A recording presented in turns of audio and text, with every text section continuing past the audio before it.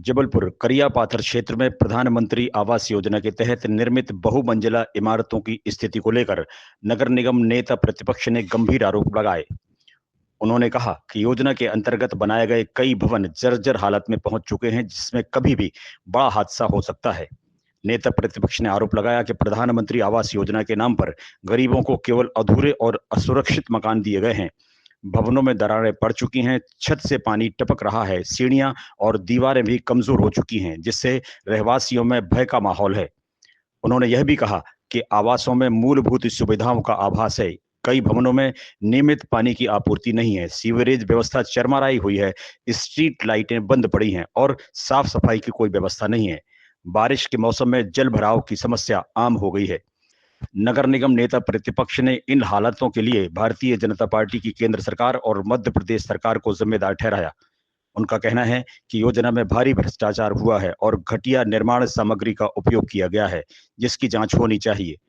उन्होंने मांग की कि जर्जर भवनों की तत्काल तकनीकी जांच कराई जाए, दोषी ठेकेदारों पर कार्रवाई की जाए और आवासों में रह रहे लोगों को सुरक्षित व सभी सुविधाओं से युक्त घर उपलब्ध कराए जाएं। यदि जल्द ही सुधार नहीं हुआ तो नगर निगम में इस मुद्दे को लेकर आंदोलन किया जाएगा। आप इसकी हालत देख सकते हैं कि नगर निगम में केंद्र और प्रदेश की योजनाओं का और सरकार जो पैसा देती है किस प्रकार भ्रष्टाचार और लापरवाही पूर्ण कार्य होता है। आज ये 10 साल पहले जब ये लोग आए हैं यहाँ रहने, आप देख सकते हैं चारों तरफ गंदगी का अंबार है, पूरी बिल्डिंग जर्जर हालत में है। यहाँ तक कि पिलर और नीचे तक की जो प्लिंथ है वो पूरी क्रैक हो चुकी है। ऐसा लग रहा है कब ये बिल्डिंग गिर जाए। और यहाँ पे सैकड़ों लोग रहने वालों की जान के साथ खिलवाड़ प्रतिदिन हो रहा है।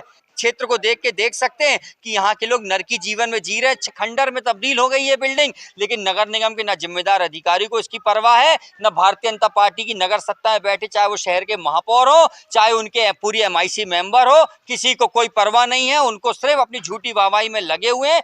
मकान देख के ये नहीं लगता कि मकान ये 10 साल पुराने बने, ऐसा लगता कि मकान 35 से 40 साल पुराने बने।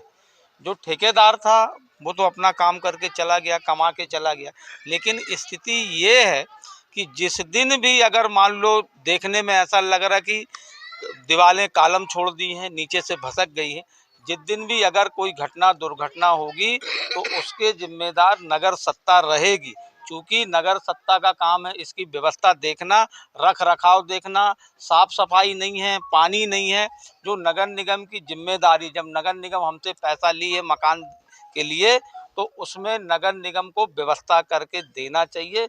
यहाँ हम लोग पीछे रहते हैं अब यहाँ बिल्डिंग में रहते हैं तो यहाँ पूरे ऐसे गिरी हुई है एकदम से, और यहाँ बाल बच्चे भी कटेरी है और पूरा मकान यहाँ पूरा शीत है, पूरा गीला है, पूरे दीवालन में एकदम से गीला है।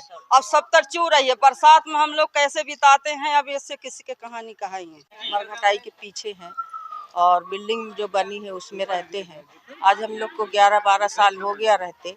यहाँ कोई सुविधा नहीं है। पहले टंकी ऊपर बनी थी, वो झरझर हो गई, उससे कोई मतलब नहीं। अब पानी हम लोग गर्मी में जब नहीं मिलता ना तो हम लोग वहाँ काली मंदिर जाते हैं पानी लेने। पार्षद आते हैं लेकिन वो देख के और चले जाते हैं ना, ये तो नहीं पता मुझे।